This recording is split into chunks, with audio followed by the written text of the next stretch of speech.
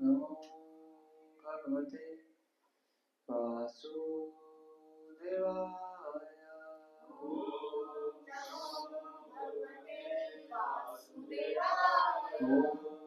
नमो भगवते वासुदेवाय।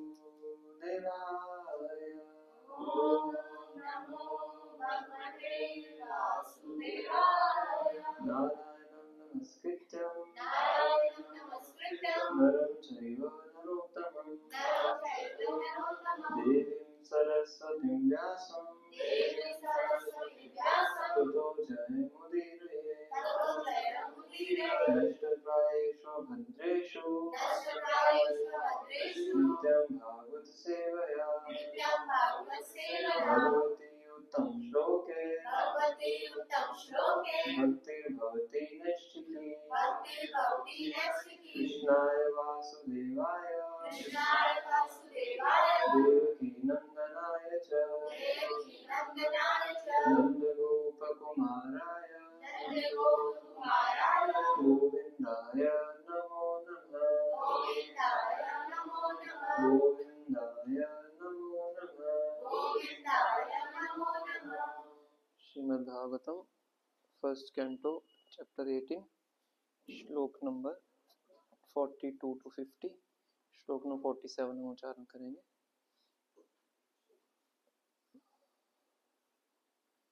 1847 तो आधे चैप्टर हमारा कंप्लीट हो जाएगा, फिर फर्स्ट कैंटो का लास्ट चैप्टर बचेगा।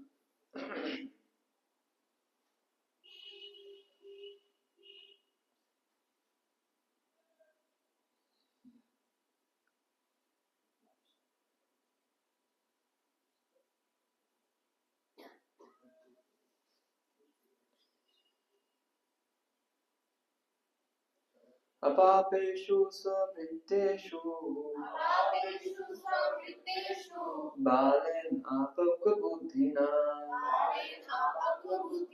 पापं कृतं तद्भगवान् सर्वात्मा क्षन्तुमर्हति। अपापेषु स्ववृत्तेषु बालेन अपक्वबुद्धिना पापं कृतं तद्भगवान् सर्वात्मा क्षन्तुमर्हति। अपापेषु स्ववृत्तेषु बालेन अपक्वबुद्धिना पापं कृतं तद्भगवान् सर्वात्मा क्षन्तुमर्हति। अपापेषु स्ववृत्तेषु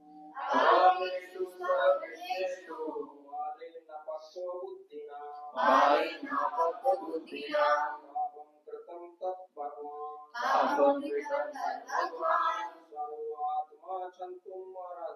सर्वात्मा क्षन्तुमर्हति। अपापेषु स्ववृत्तेषु बालेन अपक्वबुद्धिना पापं कृतं तद्भगवान् सर्वात्मा क्षन्तुमर्हति।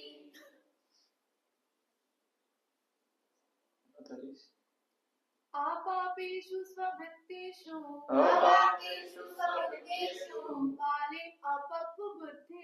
बालेन अपक्वबुद्धिना पापं कृतं तद्भगवान् सर्वात्मा क्षन्तुमर्हति। अपापेषु स्ववृत्तेषु बालेन अपक्वबुद्धिना पापं कृतं तद्भगवान् सर्वात्मा क्षन्तुमर्हति।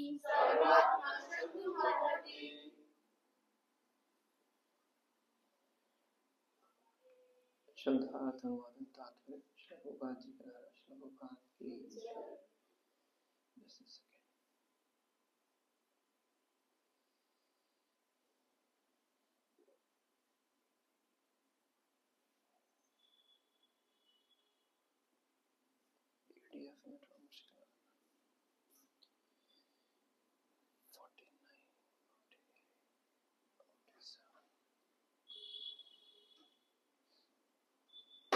अपापेषु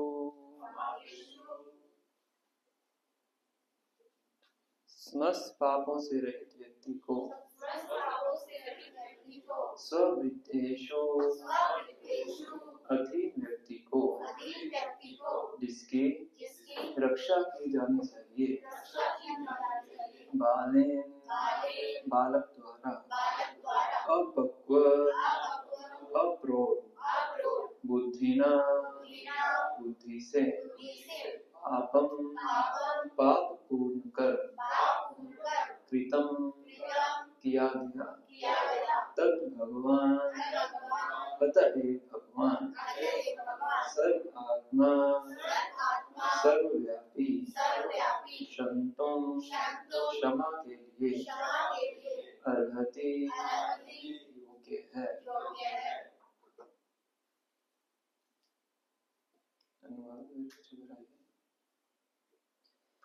तब ऋषि ने सर्वव्यापी भगवान से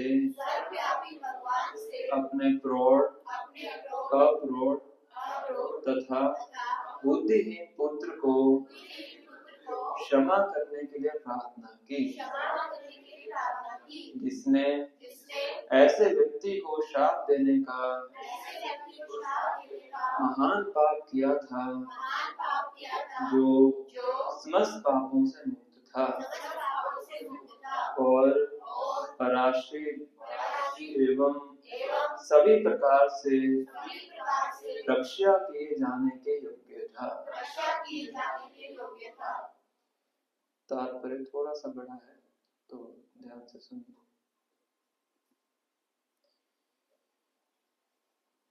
प्रत्येक व्यक्ति अपने पवित्र या पापपूर्ण कार्य के लिए जिम्मेदार होता है। बहुत महत्वपूर्ण है। प्रत्येक व्यक्ति अपने पवित्र या पापपूर्ण कार्य के लिए जिम्मेदार होता है। ऋषि श्रमिक को यह पहले से दिख गया कि उसके पुत्र ने महाराज परीक्षित को शाप देकर महान पाप किया है, क्योंकि वे एक पवित्र शासक थे और महाभागवत होने के कारण समस्त पापों से मुक्त थे। अतएव वे ब्राह्मणों द्वारा रक्षणीय थे। जब भगवत भक्त के प्रति अपराध किया जाता है तो उसके फलों से छुटकारा पाना अत्यंत कठिन होता है। सामाजिक व्यवस्था के प्रधान पद पर होने के कारण ब्राह्मणों का कर्तव्य है कि वे अपने आश्रितों को सुरक्षा प्रदान करें, ना कि शाप दे। ऐसे अवसर आए हैं जब ब्राह्मण ने अपने अधीन क्षत्रिय या वैश्य को उग्र शाप दिया है, किंतु महाराज परीक्षित के साथ कोई ऐसी बात ना थी। जैसा कि कहा जा चुका है, मूर्ख बालक ने ब्राह्मण पुत्र होने के नाते नीरे गर्भ के कारण ऐसा किया था। अतएव वह ईश्वरीय नियम द्वारा दंड का भागी था। भगवान ऐसे व्यक्ति को कभी क्षमा नहीं करते जो उनके शुद्ध भक्त की अवमानना करता है। अतएव राजा को शाप देकर मूर्ख श्रृंगी ने न केवल पाप किया था अपितु सबसे बड़ा अपराध किया था। अतएव ऋषि देख सके कि केवल पूर्ण पुरुषोत्तम भगवान ही उनके पुत्र को इस पाप से बचा सकते हैं।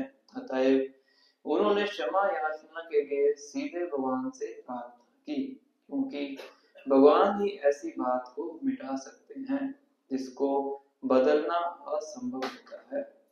ऋषि ने उस मूर्ख बालक के नाम पर क्षमा याचना की जिसमें तनिक भी बुद्धि का विकास नहीं हुआ था। नेक्स्ट पैराग्राफ में प्रभुपाद जी इस पूरे पास्ट टाइम को एक तरह से कंक्लूड कर रहे हैं, क्योंकि इसके बाद 3 श्लोक ही बचे हैं, चैप्टर का अंत हो जाएगा। इसको ध्यान से सुनिएगा। यहाँ पर प्रश्न उठाया जा सकता है कि चूंकि ऐसी भगवान की इच्छा थी कि महाराज परीक्षित उस विषम परिस्थितियों में पड़े जिससे इस जगत से उनका उद्धार हो सके, तो फिर क्यों एक ब्राह्मण बालक को इस अपराध के लिए उत्तरदायी ठहराया गया? सही प्रश्न है कि नहीं? इसका उत्तर यह है कि यह अपराध एक बालक से ही हुआ था, अतएव उसे आसानी से क्षमा किया जा सकता था। इस तरह पिता की प्रार्थना स्वीकार कर ली गई। लेकिन यदि यह प्रश्न उठाया जाए कि सारी ब्राह्मण जाति को संसारिक मामलों में कली को प्रवेश देने के लिए क्यों उत्तरदायी ठहराया गया, तो इसका उत्तर वराह पुराण में मिलेगा। तो इसको ध्यान से सुनेगा। प्रभुपाद क्या बता रहे हैं, वराह पुराण को कोट करके बता रहे हैं, अपनी तरफ से नहीं बता रहे हैं।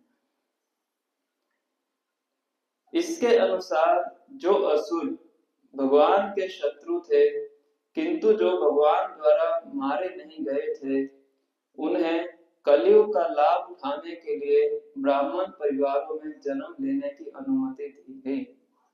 परम दयालु भगवान ने उन सबों को पवित्र ब्राह्मणों के परिवारों में जन्म लेने का अवसर प्रदान किया, जिससे वे मोक्ष लाभ कर सके। लेकिन असुरों ने इस अवसर का लाभ न उठाकर ब्राह्मण होने के गर्व से फूलकर ब्राह्मण संस्कृति का दुरुपयोग किया। इसका ज्वलंत उदाहरण शमीक ऋषि का पुत्र है।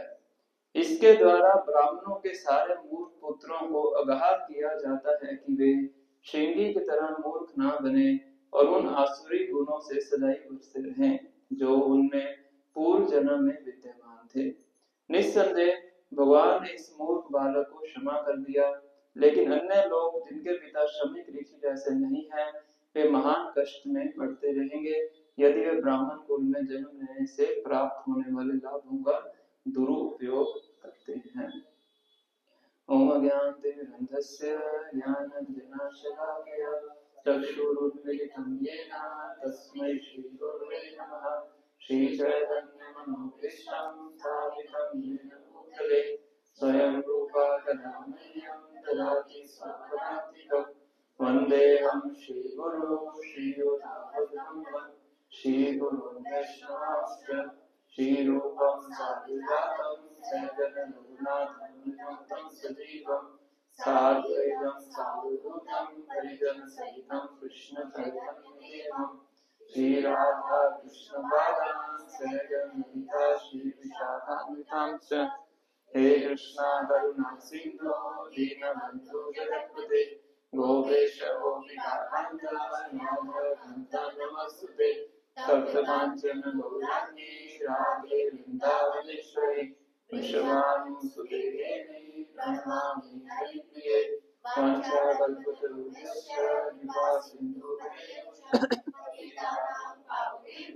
वैष्णवेभ्यो नमो नमः। जय श्री कृष्ण चैतन्य प्रभु नित्यानंद श्री अद्वैत गदाधर श्रीवासदि गौर भक्तवृंद। हरे कृष्णा कृष्णा कृष्णा हरे हरे, हरे राम राम राम हरे हरे। नमो विष्णुपादाय कृष्णाविष्टाय भूतले श्रीमते भक्तिवेदांत स्वामिनिति नामिने। नमस्ते सरस्वती देवे गौरवाणी प्रचारिणे निर्विशेषा शून्यवादी पाश्चात्य देशधारिणे।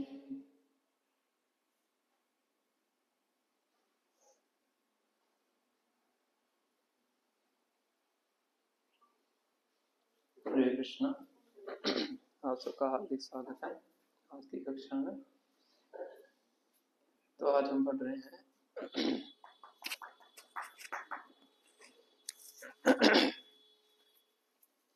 फर्स्ट कैंटो चैप्टर नंबर 18 श्लोक नंबर 42 और श्लोक नंबर 50। 9 श्लोक हैं। 47 नंबर श्लोक हमने उच्चारण किया है, वाक्यों को हम एक बार पढ़ लेते हैं।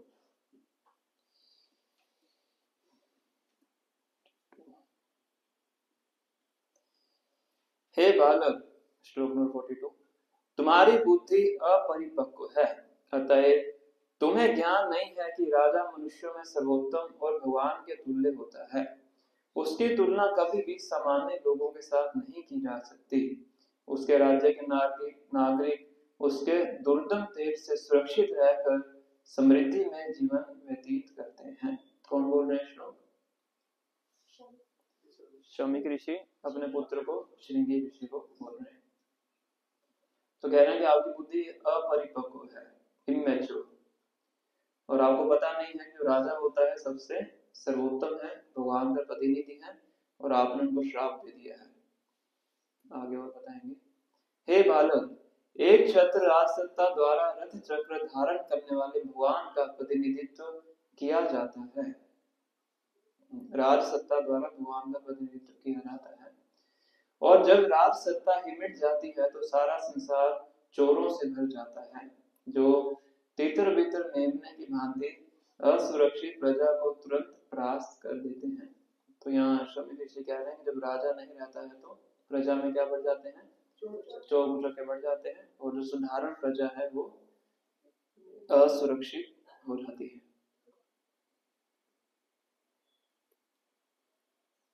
राजा की शासन प्रणाली के समाप्त होने तथा धूर्तों एवं चोरों द्वारा लोगों की संपत्ति लूटने के कारण बड़े बड़े सामाजिक विघ्न आएंगे।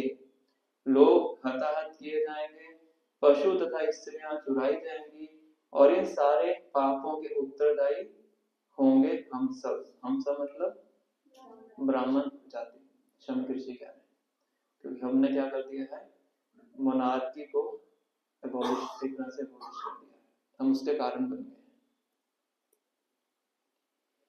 उस समय सामान्य लोग जाति वर्ण तथा समाज व्यवस्था के गुणात्मक कार्यों के रूप में भक्तिशील सभ्यता के मार्ग से तथा वैदिक आदेशों से धीरे धीरे गिर जाएंगे। मतलब जो वर्ण आश्रम पद्धति है उसको फॉलो नहीं करेंगे। तो ये सब कलयुग में हो रहा है इस टाइम पे। इस प्रकार वे इंद्रिय तृप्ति के निमित्त आर्थिक विकास के प्रति अधिक आकृष्ट होंगे, जिसके फलस्वरूप कुत्तों तथा बंदरों के स्तर की अवांछित जनसंख्या को बढ़ावा मिलेगा। मतलब वर्ण संकर जो भगवद गीता के प्रथम अध्याय में बताया गया है।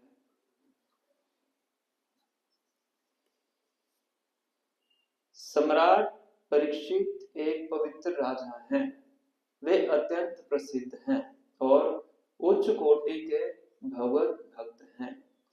वे राजाओं में संत हैं, राजऋषि हैं, और उन्होंने अनेक अश्वमेध यज्ञ किए हैं। तो सब उनकी क्वालिफिकेशन बता रहे हैं परीक्षित महाराज की। बहुत अच्छे राजा हैं, बहुत फेमस हैं, भगवान के उच्च कोटि के भक्त हैं, राजऋषि हैं, और बहुत से यज्ञ उन्होंने किए हैं प्रजा के लाभ के लिए। जब ऐसा राजा भूख तथा प्यास का मारा थका हारा होता है तो वह किसी भी तरह से शाप दिए जाने के योग्य नहीं होता। तब ऋषि ने सर्वव्यापी भगवान से अपने अप्रोध तथा बुद्धिहीन पुत्र को क्षमा करने के लिए प्रार्थना की, जिसने ऐसे व्यक्ति को श्राप देने का महान पाप किया था, जो समस्त पापों से मुक्त था और पर आश्रित एवं सभी प्रकार से रक्षा किए जाने के योग्य था। 48 भगवान के भक्त इतने सहिष्णु होते हैं। अब शमी ऋषि भगवान के भक्तों का गुणगान कर रहे हैं परीक्षित महाराज के माध्यम से। भगवान के भक्त इतने सहिष्णु होते हैं, सहिष्णु मतलब टॉलरेंट, कि अपमानित होने, ठगे जाने, शापित होने, विचलित किए जाने, उपेक्षित होने अथवा जान से मारे जाने पर भी कभी बदला लेने का विचार नहीं करते। 49 इस प्रकार मोनी ने अपने पुत्र द्वारा किए गए पाप के लिए पश्चाताप किया। उसने राजा द्वारा किए गए अपमान को गंभीरता से ग्रहण नहीं किया। सामान्यतः अध्यात्मवादी अन्य द्वारा संसार के द्वंद्वों में लगाए जाने पर भी व्यथित नहीं होते, ना ही वे संसारिक वस्तुओं में आनंद लेते हैं, क्योंकि वे अध्यात्म में लगे रहते हैं। तो बेसिकली यहाँ पे परीक्षित महाराज का गुणगान कर रहे हैं। कौन सी क्वालिटी का गुणगान कर रहे हैं? सहिष्णुता मतलब टॉलरेंस।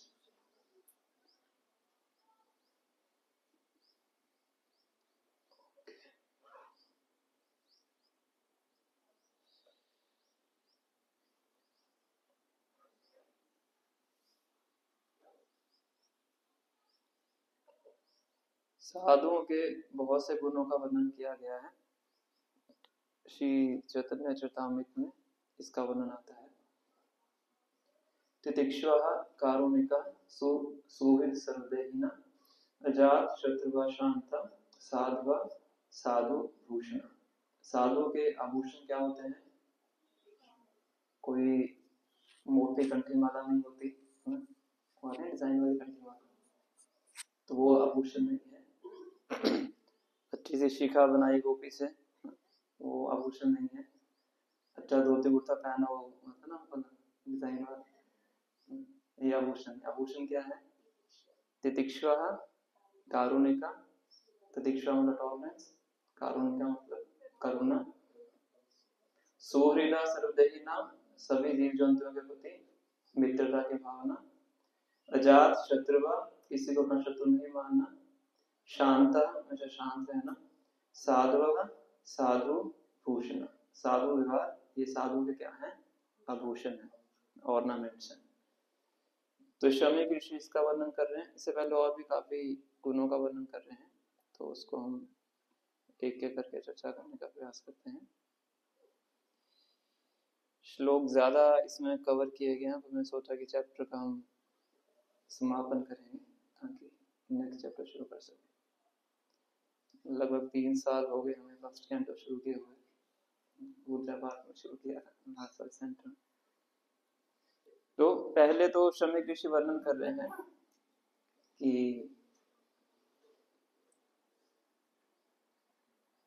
जब मोनार्की एबॉलिश हो जाती है तो किस प्रकार से उत्पाद फैलता है। मोनार्की समझते हैं? मोनार्की राजकता ना, राजा का शासन। क्योंकि वैदिक टाइम्स में डेमोक्रेसी नहीं होती थी, क्या होती थी? राजकता होती थी। उसके पीछे लॉजिक होता था, क्योंकि जिस व्यक्ति को राजा बनाया जाता था वो एक ट्रेंड व्यक्ति होता था। ऐसा नहीं कि राजा का बेटा ही राजा बनता था, ऐसा नहीं होता था। उसको राजा बनने का प्रशिक्षण दिया जाता था, how to become a king, पूरी ट्रेनिंग दी जाती थी। बचपन में उसको 5 साल की आयु में गुरुकुल में भेजा जाता था, तो वहाँ गुरु के आश्रम में एक सामान्य व्यक्ति की तरह रहता था और वहाँ पे पूरी ट्रेनिंग लेके उसके बाद राजा बनते थे। भगवान राम के केस में हम देख सकते हैं, वशिष्ठ मुनि के आश्रम में गए थे। भगवान कृष्ण के संदर्भ में देख सकते हैं, संदीपनी मुनि के आश्रम में गए थे। तो जिसको भी राजा बनना होता था प्रॉपर ट्रेनिंग दी जाती थी। जब क्वालिफाई होता था तब ब्राह्मणों के परामर्श के अनुसार उनको राजा बनाया जाता। तो ये जो रूल भी करते थे तो बिल्कुल अच्छे तरीके से रूल करते थे, प्रजा को अपने बच्चों के समान मान के वो रूल करते थे। भगवान राम जो कि मर्यादा पुरुषोत्तम है, उनके चरित्र से हम देख सकते हैं कि जब प्रजा के एक व्यक्ति ने उंगली उठा दी भगवान राम के चरित्र के ऊपर, जो कि गलत था, फिर भी भगवान राम ने क्या किया? सीता माता का परित्याग कर दिया। हालांकि देवी देवता आके गवाही दे रहे थे, जिसको देवी देवता आके गवाही देना उनके चरित्र पे क्या हो सकता है। पर भगवान राम ने कहा कि प्रजा ने उंगली उठाई है तो प्रजा के संतोष के लिए मुझे ये कार्य करना है, क्योंकि मैं राजा हूँ, एज अ किंग मेरी ये ड्यूटी है। तो भगवान ने इस प्रकार से कार्य किया। तो उस टाइम पे राजा इस प्रकार से फुल इंटेग्रिटी को फॉलो करते थे। और आज के टाइम पे क्या होता है? एक शूद्र की और एक ब्राह्मण की, दोनों का मत क्या है? एक समान। मतलब वोट ही होती है।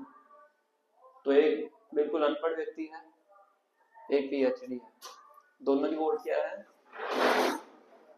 एक समान है। एक समान हो सकता है?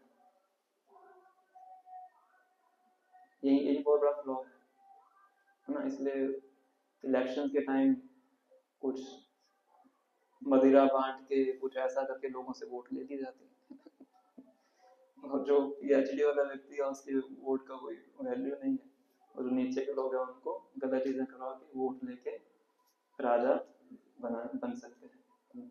अब वो जो राजा बना है वो ट्रेंड नहीं है, कोई प्रशिक्षण नहीं है, तो उसका रूल भी कैसा होता है जैसा भी वर्णन किया गया है। चोर को चोखों की संख्या बढ़ेगी, धन को लूटा जाएगा, ये सब चीजें जो बताएगी। तो प्रभुपाद जी डेमोक्रेसी को डीमन क्रेजी बोलते थे। डीमन क्रेजी, जो डीमन है बिल्कुल क्रेजी हो गया, इस तरह से बताया जाता है। पर वैदिक सभ्यता में मोनार्की को फॉलो किया जाता था।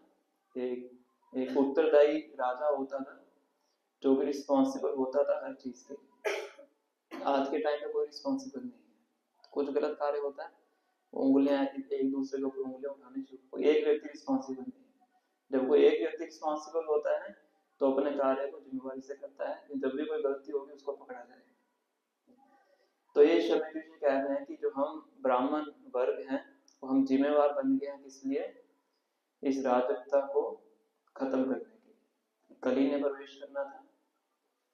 तो कली ने सोचा सबसे पहले किसको रास्ते से हटाए, परीक्षित महाराज को रास्ते से हटाए, कि उन्होंने उनको काबू में किया।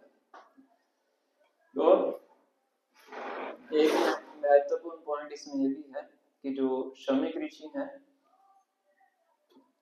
उन्होंने अपनी गलती की जो जिम्मेवारी है उसको स्वीकार किया है कि गलती किससे हुई है, मेरे पुत्र से हुई है, तो मैं इस गलती को स्वीकार करता हूँ।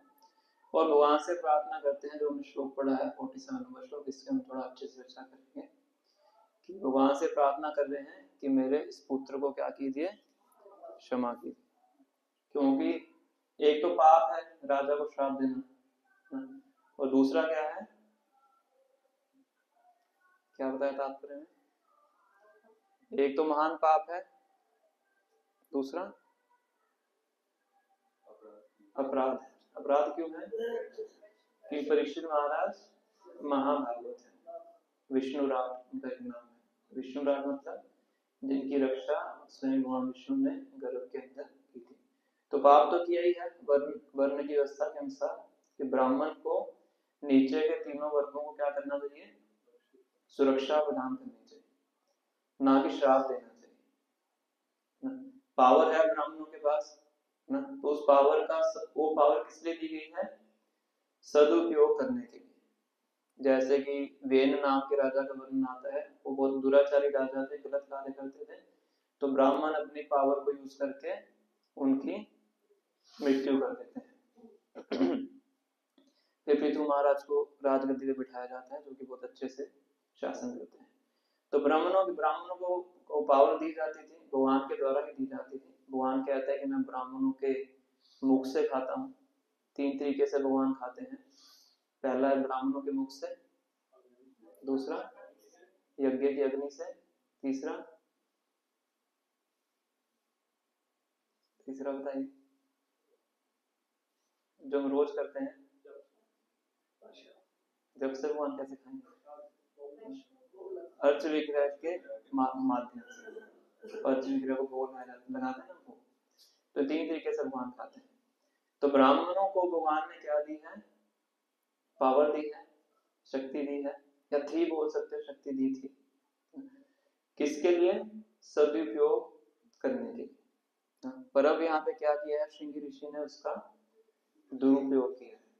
जिनकी सुरक्षा के लिए शक्ति दी गई थी उन्हीं के अगेंस्ट आपने क्या किया है, उसका दुरुपयोग किया है। मान लो घर के बाहर आप गार्ड रखिए सुरक्षा करने के लिए, वही गार्ड घर में आके आपको उड़ा दे। जिसको सुरक्षा के लिए रखे वही क्या कर दिया, आपको असुरक्षित कर दिया। तो इसलिए आपने बहुत बड़ा पाप किया है, इसलिए भगवान से प्रार्थना करते हैं कि मेरे पुत्र को क्या कीजिए, क्षमा कर दीजिए। अब तात्पर्य में श्रील प्रभुपाद जी फर्स्ट पैराग्राफ में वैष्णव अपराध का वर्णन कर रहे हैं, और सेकंड पैराग्राफ में इस पूरे दृष्टांत के पीछे भगवान का अभिप्राय क्या था उसका वर्णन कर रहे हैं। दोनों एक तरह से जुड़े, कॉन्ट्राडिक्टिंग से भी लगते हैं, क्योंकि लीला समाप्त होने वाली है ये वाली, इसलिए प्रभुपाद इसको सारांश में बता रहे हैं। तो थोड़ा सा वैष्णव अपराध की चर्चा करेंगे, फिर बाद में जो प्रभुपाद जी ने लीला के पर्सपेक्टिव से वर्णन किया है उसमें चर्चा करेंगे। तो वैष्णव अपराध के बारे में बताया जाता है कि भगवान के भक्तों के प्रति अपराध करके भगवान की कृपा को प्राप्त कर पाना असंभव है। अगर मैं सोचते हैं कि डायरेक्टली भगवान की कृपा प्राप्त कर लेंगे और साथ ही साथ भगवान के भक्तों के प्रति अपराध करते रहेंगे, तो ये बहुत बड़ा भ्रम है, कृपा प्राप्त होने वाली नहीं है। इसलिए शमी ऋषि माफी मांग रहे हैं यहाँ पे। पुत्र तो क्या है, अभी इमेच्योर है और इनएक्सपीरियंस है, अप्रौढ़ और अपरिपक्व बच्चा है। उसको तो रो रहा है अभी, उसको थोड़ा थोड़ा तो उनको रियलाइज हो गया कि मैंने गलत कार्य किया, तो रो रहे हैं, रोते हुए पिताजी के पास गए। पर शमी ऋषि क्या करें, उनके बिहाफ पे भगवान से क्षमा मांग रहे हैं। अब नेक्स्ट पॉइंट ये है कि वैष्णव अपराध क्षमा कैसे होता है। भगवान से माफी मांग के वैष्णव अपराध क्षमा होता है। तो ये कहाँ से पता लगता है हमें कि भगवान से माफी मांग के वैष्णव अपराध क्षमा नहीं होता है। अम्बरीश महाराज और दुर्वासा मुनि, भगवान सीधा सीधा बोलते हैं दुर्वासा मुनि को कि मेरे अंदर शक्ति नहीं है, जो आपने वैष्णव अपराध किया है उसको क्षमा करने की मेरे अंदर शक्ति नहीं है। अहम भक्त पराधीनो ही अस्वतंत्र द्विजा साधु भेद ग्रस्त हृदयो भक्तैर भक्त जन प्रिय। अहम भक्त पराधीनो के, ये दुर्वासा मुनि इस बात को सुन लीजिए कि मैं क्या हूँ, अपने भक्तों के अधीन हूँ। ही अस्वतंत्र द्विजा, हे द्विज मेरे अंदर कोई भी स्वतंत्रता नहीं है। भागवतों के प्रथम श्लोक में बोला गया है कि इस पूरे ब्रह्मांड में एक ही स्वतंत्र व्यक्ति है। कौन है? भगवान श्री कृष्ण है। स्वराट जन्माद्यस्य यतः अनव्यात् इततश्च अथेषु अभिज्ञ स्वराट। पूरी सृष्टि में एक इंडिपेंडेंट है, कौन है? भगवान श्री कृष्ण है। और यहाँ पे स्वयं भगवान श्री कृष्ण क्या कह रहे हैं दुर्वासा मुनि को? ही अस्वतंत्र द्विजा, मैं क्या हूँ? अस्वतंत्र हूँ, मेरे अंदर कोई स्वतंत्रता नहीं है।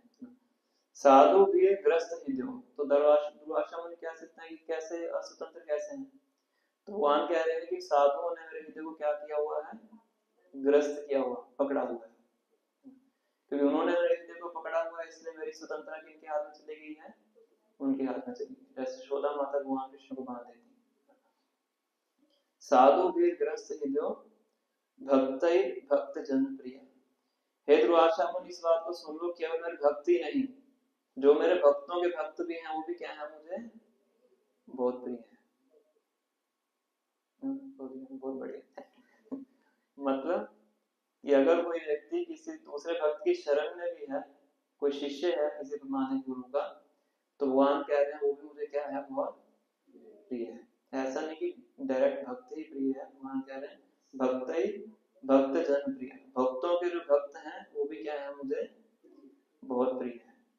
तो मेरे अंदर कोई स्वतंत्रता नहीं है आपको क्षमा करने की। अगर क्षमा चाहिए तो किनके पास जाइए?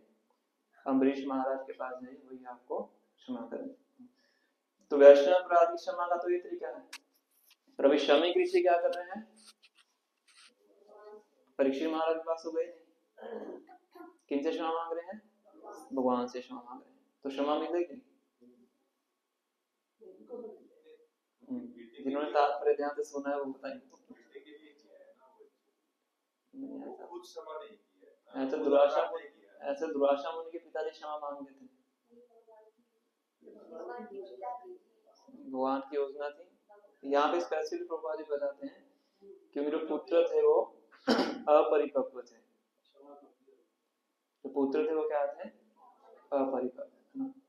वो वर्ड यहाँ से निकाल किया, बचकाना है इस तरह से। बाल बुद्धि, अपक्व बुद्धि ना, वर्ड यूज किया है। बाले अपक्व बुद्धि ना, क्योंकि बच्चे थे और बुद्धि उनकी परिपक्व नहीं थी, इसलिए पिताजी के माफी मांगने से उनकी माफी को स्वीकार कर लिया। अदरवाइज क्वेश्चन, अदरवाइज क्षमा होने के योग्य नहीं था। और भगवान की लीला भी थी, जैसे भगवान जी वर्णन कर रहे हैं, उस लीला का पाठ ही श्रृंगी लीला का पाठ। तो इतना घातक वैष्णव अपराध को बताया गया है शास्त्रों के अंदर। श्रीमद् भागवतम के 10वें स्कंद में द्विविध गोरिल्ला नाम के एक व्यक्ति की कथा आती है, जो द्वारका गए थे। कौन कौन से लोग गए थे द्वारका? सारे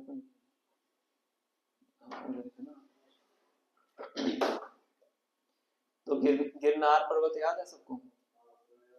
कौन सी जगह पे था?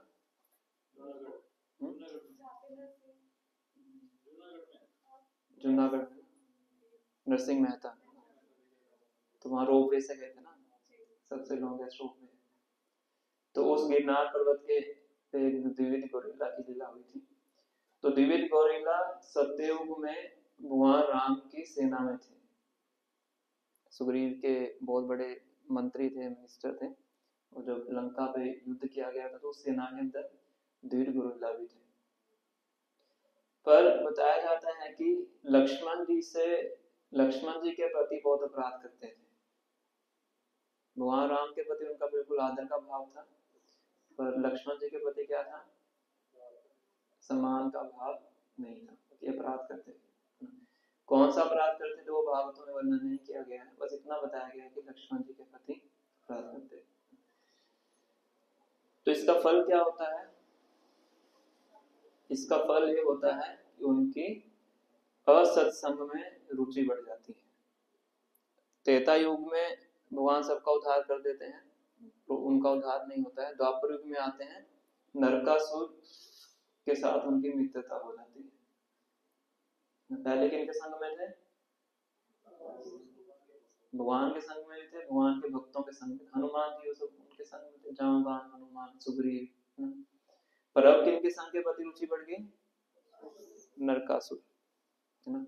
और असत्संग करने के कारण सारे जितने भी दैवी गुण थे बच्चे गुण, उनके पास सब दैवी गुण चले गए। और क्या सारे गुण कौन से आ गए? आसुरी प्रवृत्ति आ गई। फिर जब उनको पता लगा कि नरकासुर का वध हो गया है, किसने किया नरकासुर का वध? भगवान श्री कृष्ण ने किया। स्वयं सत्यभामा के साथ आते हैं, उसको पूरा वध कर देते हैं। तो फिर वो ठान लेते हैं कि अब मैं क्या करूंगा, पूरे यदुवंश को खत्म कर दूंगा। तो द्वारका के आसपास जितने भी क्षेत्र थे उन क्षेत्रों में जाके विध्वंस मचाते थे। फिर एक दिन देखा कि गिरनार पर्वत से कुछ बहुत ही सुंदर नाच गाने की ध्वनि आ रही है। तो वहां पे जाते हैं, तो बलराम जी वहां पे होते हैं। तो उस टाइम पे भी बलराम जी उनका वध करते हैं। पूरी लीला में वहां पे चर्चा की थी। तो पॉइंट क्या है कि जब कोई व्यक्ति वैष्णव अपराध करता है, लक्ष्मण जी कौन है? आदि गुरु है। तो उसका फल क्या होता है? असत्संग में रुचि उत्पन्न होती है। श्रील जीव गोस्वामी छठ संदर्भों की टीका में बताते हैं, वैष्णव अपराध करने के 5 क्या परिणाम मिलते हैं? 5 परिणाम किस चीज के? वैष्णव अपराध करने के। सबसे पहला है कौटिल्य। कौटिल्य मतलब क्रुकेडनेस, क्या बोल रहे इसको हिंदी में? कुटिलता, कुटिलता बोल सकते हैं ना, दोगलापन, कुटिलता, धोखा देने की प्रवृत्ति। तो ये हमारे हृदय के अंदर विकसित हो जाती है। ये वैष्णव अपराध का फल है। बाहर से कुछ, अंदर से कुछ, धोखा देने की प्रवृत्ति। दूसरा है अश्रद्धा। गुरु साधु शास्त्र में श्रद्धा हमारी कम हो जाती है। भक्ति के अंदर भी श्रद्धा हमारी कम हो जाती है। क्या करने से? वैष्णव अपराध करने से। कौन बता रहे हैं? जीव गोस्वामी बता रहे हैं षट संदर्भों के क्या। तीसरा परिणाम होता है उन चीजों से आसक्ति बढ़ जाती है जो चीजें हमें भक्ति से दूर लेके जाती हैं। ऐसी क्रियाओं के प्रति, ऐसे व्यक्तियों के प्रति, ऐसी वस्तुओं के प्रति जो रुचि होती है हृदय के अंदर, वो बढ़ जाती है। थर्ड, फोर्थ, भक्ति शैथिल्य। भक्ति शिथिल हो जाती है। मतलब भक्ति में जो भक्ति हम कर रहे हैं उसके अंदर जान नहीं रहती है, खोखली हो जाती है, कमजोर पड़ जाती है। Fifth, pride from devotional activity. भक्ति की क्रियाओं को करने से अहंकार उत्पन्न होता है। देखो कितना बड़ा अहंकार, प्राइड, गर्वित। भक्ति की क्रियाओं पे गर्व हो जाता है। देखो सुबह जल्दी उठ जाता हूँ मैं, सबसे पहले 16 माला कर लेता हूँ, भागवतम पढ़ लिया मैंने, इतनी सेवा करता हूँ, ये सब भक्ति की क्रियाओं से क्या उत्पन्न होता है? अहंकार उत्पन्न होता है। ये 5 फल बताते हैं जीव गोस्वामी वैष्णव प्राप्त करने के। श्री चैतन्य चरितामृत में एक रामचंद्र पुरी नाम के भक्त की कथा आती है। ईश्वरपुरी जो कि श्री चैतन्य महाप्रभु के गुरु थे, उनके गुरु थे माधवेंद्रपुरी, जिनकी गोविंद कुंड के अंदर भजन कुटीर भी है। अभी हम गए थे परिक्रमा करने का, आप मैंने दर्शन भी किए होंगे वहां पे। तो माधवेंद्रपुरी जब अपने अंतिम दिनों में थे तो बहुत ही ज्यादा भगवान के प्रति उनका जो विप्रलंब भाव था, विरह की भावना थी, बहुत प्रगाढ़ थी। हमेशा रोते रहते थे, बोलते रहते थे, भगवान के बारे में बातचीत करते रहते थे, कब प्राप्त करूंगा आपको, कब प्राप्त करूंगा। इस तरह से विरह की भावना इसको बोलते हैं। गौड़ीय वैष्णव में विरह की भावना पे ही ज्यादा बल दिया गया है। जब भक्त भगवान से दूर होता है तो उसका भगवान के प्रति जो स्मरण होता है वो ज्यादा तीव्र हो जाता है। तो वो उनके अंतिम दिन थे और उस टाइम पे रामचंद्र पुरी आके माधवेंद्र पुरी को परामर्श देते हैं। सबसे पहला अपराध 9 में चर्चा किया था कि गुरु को परामर्श देना क्या है? अपराध है। गुरु को भी सजेशन देना, मैं आपको सजेशन देता हूँ। तो उनको रामचंद्र पुरी बोलते हैं कि आप क्यों ये कृष्ण के पीछे आप इतने पागल हैं, निराकार पे ध्यान लगाइए। क्या कीजिए? निराकार पे ध्यान लगाइए। वैष्णव और निराकारवादी में क्या होता है? प्रभुपाद लिखता है हमेशा झगड़ा है ना, टकराव बोल सकते हैं। क्योंकि निराकारवादी क्या बोलते हैं कि परम सत्य क्या है? निराकार है, जो कि सत्य नहीं है। इसलिए वैष्णव बहुत ज्यादा खंडन करते हैं निराकारवाद। अब ये रामचंद्र पुरी हैं, माधवेंद्र पुरी को अंतिम दिनों में जब शरीर का परित्याग करने वाले हैं उस टाइम पे जाके ये परामर्श दे रहे हैं कि आप क्या कीजिए? निराकार पे ध्यान लगाइए। तो उनको बड़ा बुरा भी लगता है, क्रोध भी आता है। तो कहते हैं कि तुम मेरी आंखों के आगे से चले जाओ, मेरी आंखों के आगे नहीं आना। बहुत दुख होता है। इसके साथ ही उनके दूसरे शिष्य होता है ईश्वरपुरी। तो ईश्वरपुरी उनकी बहुत अच्छे से सेवा करते हैं। बताया जाता है कि पूरा शरीर के लिए जितनी भी आवश्यकता होती है हर प्रकार से उनकी वो अंतिम दिनों में सेवा करते हैं। जब कोई शरीर छोड़ने वाला होता है उस टाइम पे सेवा करना बहुत कठिन होता है, पर ईश्वरपुरी बहुत अच्छे तरीके से उनकी सेवा करते हैं। और उनकी सेवा का फल क्या मिलता है उनको? स्वयं भगवान आके उनके शिष्य बनते हैं। सोचिए, गुरु की सेवा इतनी महत्वपूर्ण बताएगी। स्वयं चैतन्य महाप्रभु आके क्या बनते हैं? उनके ईश्वरपुरी के शिष्य बनते हैं। और माधवेंद्रपुरी जो कि अपने गुरु के प्रति अपराध करते हैं, जो 5 फल हमने यहाँ पे देखे हैं अपराध के, 5 फल उनको प्राप्त होते हैं। और बाद में जाके स्वयं चैतन्य महाप्रभु के प्रति भी अपराध करते हैं। ये पूरी सीरीज बताई जाती है। पहले हम भक्तों के प्रति अपराध करते हैं, उसके बाद गुरु के प्रति अपराध करते हैं, उसके बाद भगवान के प्रति अपराध करते हैं। ऐसे चेंज आती है। तो चैतन्य महाप्रभु जब जगन्नाथपुरी में रुके हुए थे, अपने अंतिम के 18 साल चैतन्य महाप्रभु ने जगन्नाथपुरी में बिताए, तो वहीं पे अपना सब चीजें महाप्रभु किया करते थे। गंभीरा में महाप्रभु रहते थे, हम सब गए थे जगन्नाथपुरी कैंप में, सब भक्त गए थे। तो एक दिन रामचंद्रपुरी वहां पे आते हैं। रामचंद्रपुरी क्या करते थे? भक्तों का अपमान करने के लिए बहुत दिमाग लगाते थे। पहले अपने पास भक्तों को इनवाइट करते थे अपने घर में, किसके लिए? फीस्ट के लिए। तो उनको बहुत अच्छे से सर्विंग करते थे, जबरदस्ती खिलाते थे, प्लेट में भर भर के डाल देते थे। फिर बाद में बोलते थे कि देखो, मैंने तो सुना था कि चैतन्य महाप्रभु के अनुयायी बहुत खाते हैं, और आज मैं क्या देख रहा हूँ अपने सामने कि सब बहुत खा रहे हैं। तो पहले जानबूझ के डालते थे, फिर बाद में उनका क्या अपमान करते थे कि देखो कितना खाते हैं। इस तरह से भक्तों के प्रति अपमान करते, प्राप्त करते थे। और एक दिन महाप्रभु के पास आए, महाप्रभु जहाँ पे रहते थे, तो वहां देखते हैं कि कुछ चींटियां चल रही होती हैं। पहले सब मिट्टी के घर होते थे, इस प्रकार से घर बने होते थे। फिर देखो ये सन्यासी बाहरी रूप से क्या दिखाता है कि मैं सन्यासी हूँ, और रात को छुप छुप के मीठा खाता है, इसलिए चींटियां घूम रही हैं यहाँ पे। देखिए महाप्रभु बोलते भी थे कि सन्यासी अल्प छिद्र सर्वलोके का है, सन्यासी के अंदर अगर छोटा सा छिद्र होगा तो पूरी दुनिया उसको गाती है। तो महाप्रभु तो खाते नहीं थे, पर इस प्रकार से बोलते हैं। बहुत भक्तों महाप्रभु के जो अन्यायी होते हैं उनको बहुत बुरा लगता है कि इस प्रकार से महाप्रभु को बोलते हैं। और जब महाप्रभु को पता लगता है, महाप्रभु तुरंत उस दिन अपना पहले बहुत कम खाते थे उसको आधा कर देते हैं, जितना प्रसाद लिया करते थे उसको हाफ कर देते हैं। महाप्रभु एक ही बार खाते थे, दोपहर को खाते थे। जब हरिदास ठाकुर से मिलने जाते थे वो सब पूरी लीला का वर्णन किया गया। जगन्नाथ के दर्शन करने के बाद मध्याह्न को गायत्री के बाद एक टाइम पे खाते हैं, वो भी जब कोई उनको घर में आमंत्रण देता है। तो जब महाप्रभु को पता लगता है तो महाप्रभु क्या कर देते हैं, उसको हाफ कर देते हैं। तो ऐसा ही कह रहा है मुझे कम खाना चाहिए, पर उनके जो न्यायिक होते हैं उनको बहुत क्रोध भी आता है, उनको बहुत बुरा लगता है। तो इस प्रकार से रामचंद्रपुरी हैं, उनको और ज्यादा अपराधों का फल मिलता है। धीरे धीरे भक्तों के समाज से बिल्कुल लघु हो जाते हैं, फिर निराकारवाद में पूरी तरह से ग्रस्त हो जाते हैं।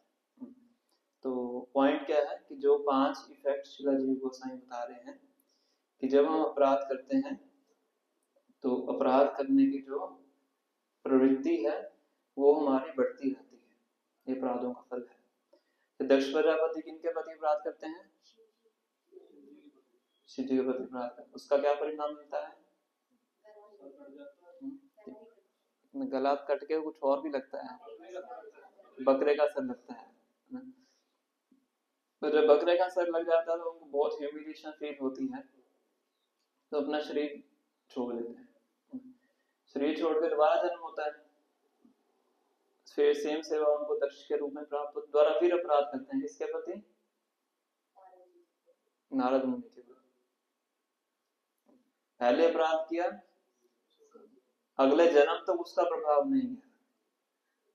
जो प्रवृत्ति उनकी विकसित हुई है अपराध करने की, वो नया जन्म लेने के बाद भी खत्म नहीं हुई। नया जन्म लेने के बाद भी किनके प्रति अपराध किया? नारद। दोनों ही महाजन है, पंगा भी किनसे ले लिया?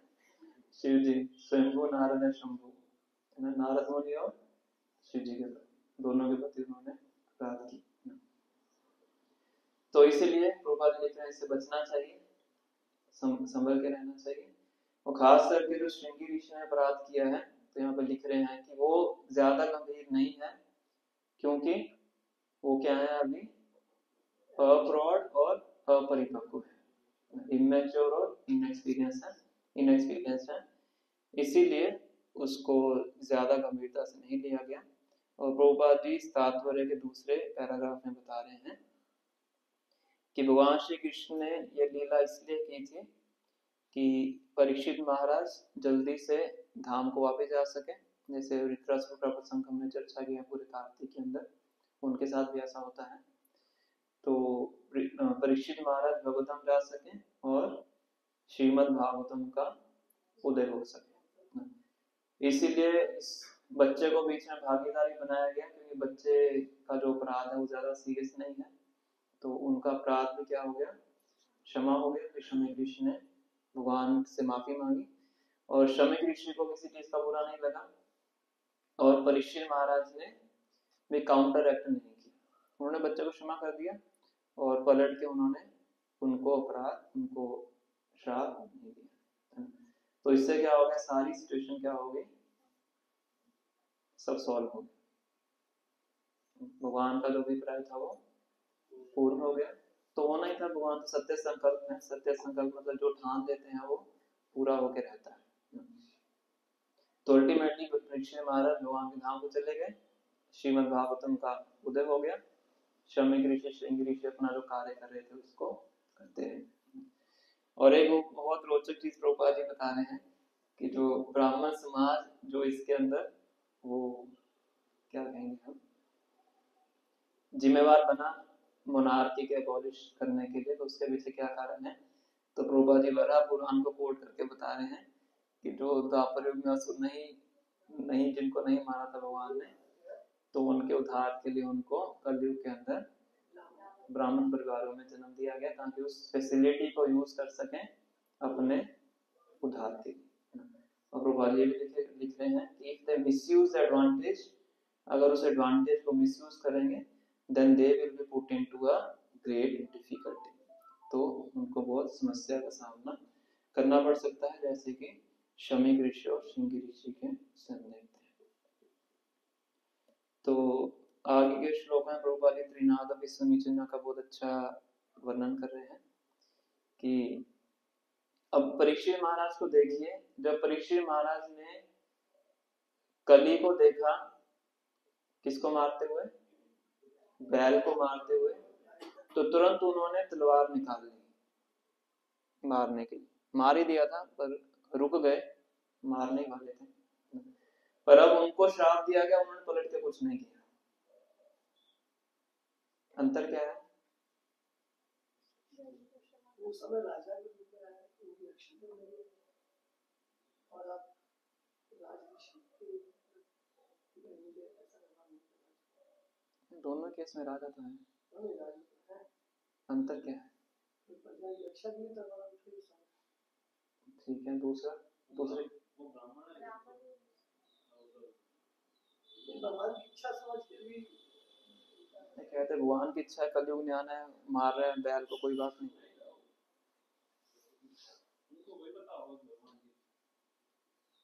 सोचिए क्या अंतर लग रहा है आपको?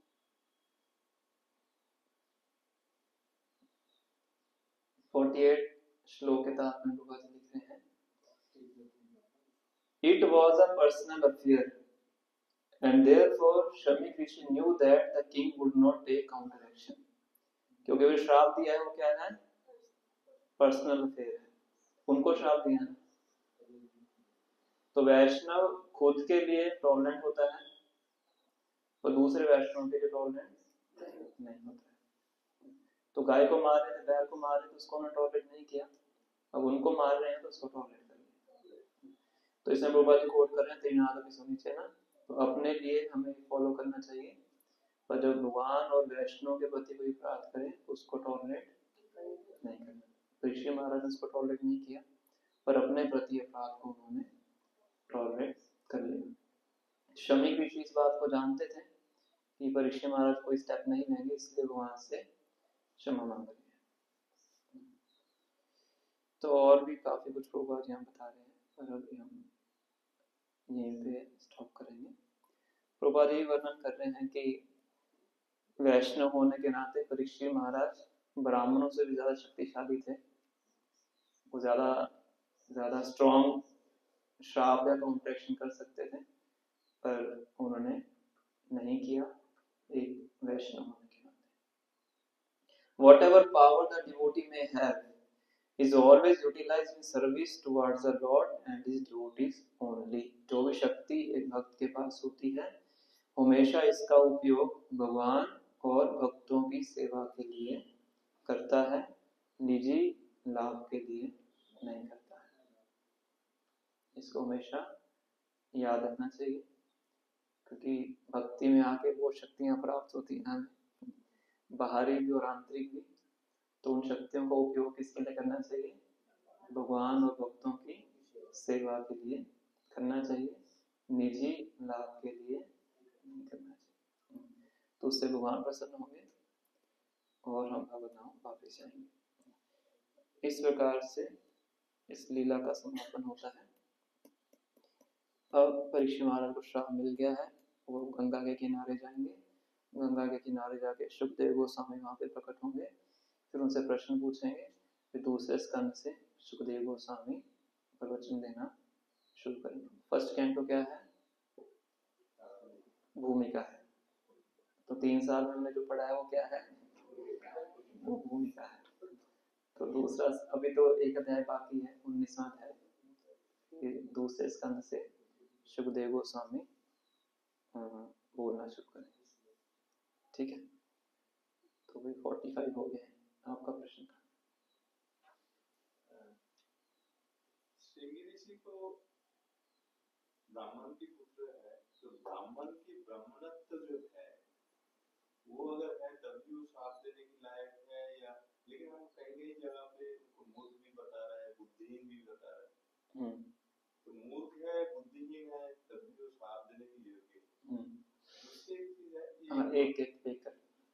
तो इसके बारे में प्रभुपाद जी ने पहले श्लोक में बताया था कि क्योंकि उन्होंने अपने पिताजी से ऐसी ट्रेनिंग प्राप्त की थी ब्राह्मणिज्म की, तो बच्चा होने के बाद भी उनके अंदर इतनी शक्तियां थी। तो मूर्ख नहीं है। हाँ, वो शक्तियां थी, और शक्तियों को धारण करने की जो कैपेसिटी थी उतनी थी। मूर्ख तो फादर बता रहे हैं। फादर ही बता रहे हैं, वैसे भी प्रभुपाद जी तात्पर्य में लिख रहे हैं। सुध गोस्वामी बता रहे हैं, आज का जो श्लोक था, अपक्व बालक अपक्व बुद्धि ना, तो ये कहा। आगे दूसरा प्रश्न। ओके, दूसरा क्वेश्चन ये है कि जब परीक्षित महाराज उनके गले में श्राप डाल दिया क्रोध होके, उस चीज की यहाँ पे कहीं हम हाईलाइट नहीं कर रहे हैं, है ना? तो समय कृष्ण ने वो अपराध कर जो है उसको माफ करते उन्होंने उतने सीरियसली लिया। लेकिन हम अगर जो पूरे चैप्टर में देखते हैं, परीक्षित महाराज पहले कल ही आते हुए भी देखा है, तब भी उनको क्षमा किया। तो क्यों किया? फिर क्षमा मांगा है, लेकिन वो गलत है, वो पता है। फिर क्रोध हुआ, गले में श्राप डाला, लेकिन लास्ट में जब बच्चे ने श्राप दे श्राप दिया, दिया तब वो मान लिया।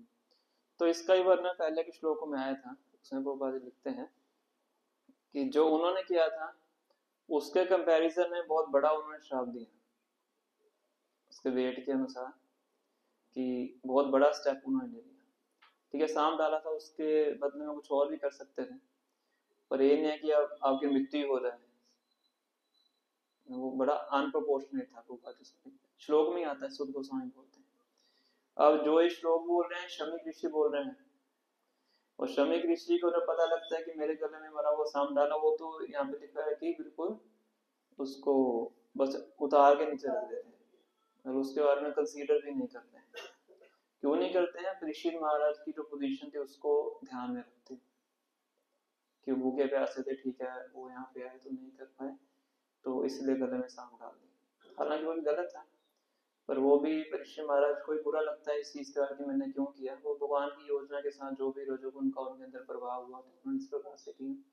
पर जो श्रृंगी ऋषि ने किया वो बहुत ही अनप्रोपोर्शनेट था।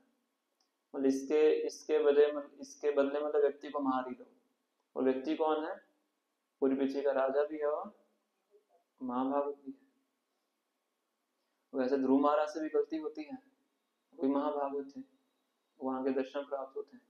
यक्षों को मारने के लिए बहुत ज्यादा पता होगा आपको, पास चौथे स्कंद में पास में आता है, किसी यक्ष ने उनके भाई को, कोई यक्ष उनके भाई को मार देते हैं, और वो अकेले ही यक्षों को मारने के चले जाते हैं, बहुत ज्यादा कत्लेआम कर देते हैं। इतना कत्लेआम कर देते हैं कि पूरे यक्षों की रेस को ही खत्म कर देंगे। फिर शंभु मनु आते हैं, उनको रोकते हैं, ब्राह्मण आते हैं, उनको रोकते हैं कि बहुत गलत कार्य आप कर रहे हैं, ज्यादा गुस्से के प्रभाव में आके। तो उन्होंने भी गलत कार्य किया था, पर ब्राह्मण आके उनको रोकते हैं, सब करते हैं, समझाते हैं, रुक जाते हैं। पर यहाँ पर सीधा उन्होंने उनको मारने के लिए वो कर दिया, तो उसको बताया गया कि वो बहुत ही गलत कार्य उन्होंने किया। इसको इस तरीके से जब उनको इतना बड़ा श्राप दे दिया, तब उनकी कॉन्शियसनेस जागृत हुआ। उससे पहले की जो एक्टिविटी है वो एक्टिविटी नॉर्मल है। जब उनको ये श्राप मिला तब उनकी कॉन्शियसनेस को जागृत होने में मदद किया। उसके बाद ही जो किनकी कॉन्शियसनेस? परीक्षित महाराज। उससे पहले की जो एपिसोड हमने इतने जो देखा है, it is normal, as a राजा जो करना है, जो जैसे कर रहा है किसी को, हाँ सब नॉर्मल चल रहा था। पर जब वो डाल के अपने राज्य में चले गए, उसका वर्णन है ना कि जैसे अपने राज्य में पहुंचे तब उनको लगा कि मैंने क्या कर दिया, और फिर उनको पता लगता है कि मेरा श्राप मिल गया। अब जो नेक्स्ट चैप्टर आएगा उसमें बताएंगे कि जैसे उनको पता लगता है कि श्राप मिल गया, तुरंत अपना राज्य अपने पुत्र को सौंप के वो गंगा के किनारे चले गए। नेक्स्ट चैप्टर में मतलब वो कॉन्शियसनेस जागने के बाद जो एक्टिविटी है वो उनको महाभागवत बनाता है। वो तो महाभागवत तो पहले ही थे, पर अभी कुछ समय के लिए आप भगवान की इच्छा के अनुसार उन्होंने ऐसा कार्य किया। महाभागवत तो बचपन से ही थे, तभी तो नाम पड़ा उनका परीक्षित। मतलब एक्टिविटी के एस्पेक्ट्स में अगर देखें कि पहले एक्टिविटी शक्ति नॉर्मल है। हाँ बोल सकते हो, कुछ टाइम के लिए कॉन्शियसनेस कवर हो जाती है। हम भी साधक हैं, भक्ति करने का प्रयास करें, कई बार हम भी ऐसा कार्य करते हैं, उसके बाद याद आता है कि मैंने गलत कार्य कर दिया, है ना। तो गुणों का प्रभाव होता है हमारे ऊपर, तो गुणों का प्रभाव है, इनके ऊपर भगवान की योजना थी।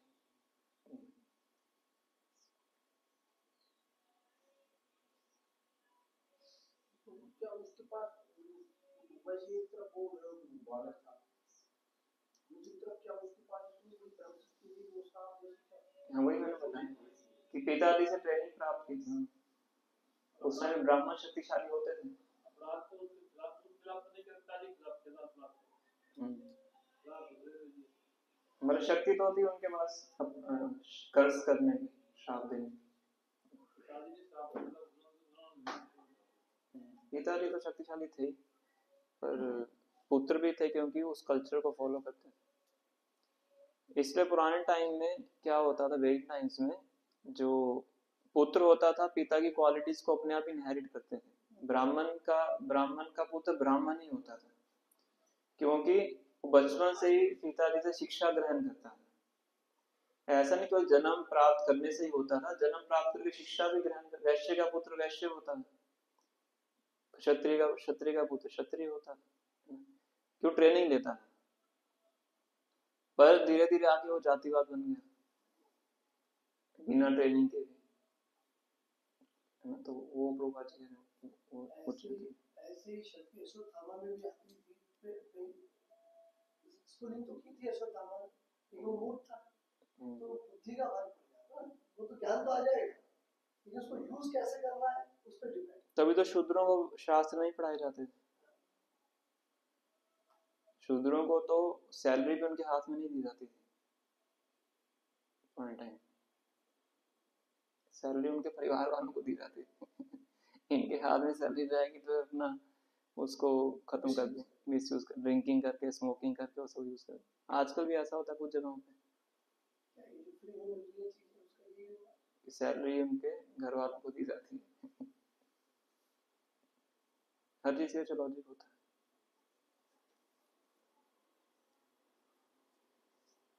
और प्रश्न किसी का था?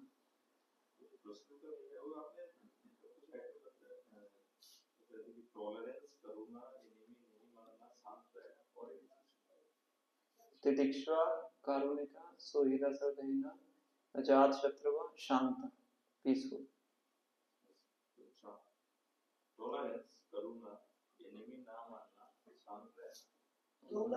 सोहिदा सरदैना पूरे पूरे सब जीव आत्माओं को अपना मित्र मानना। सोहृद वो अलग चीज है। अजात शत्रु, शत्रु नहीं मानना वो न्यूट्रल स्टेज है, मित्र मानना उसके एक स्टेप ऊपर।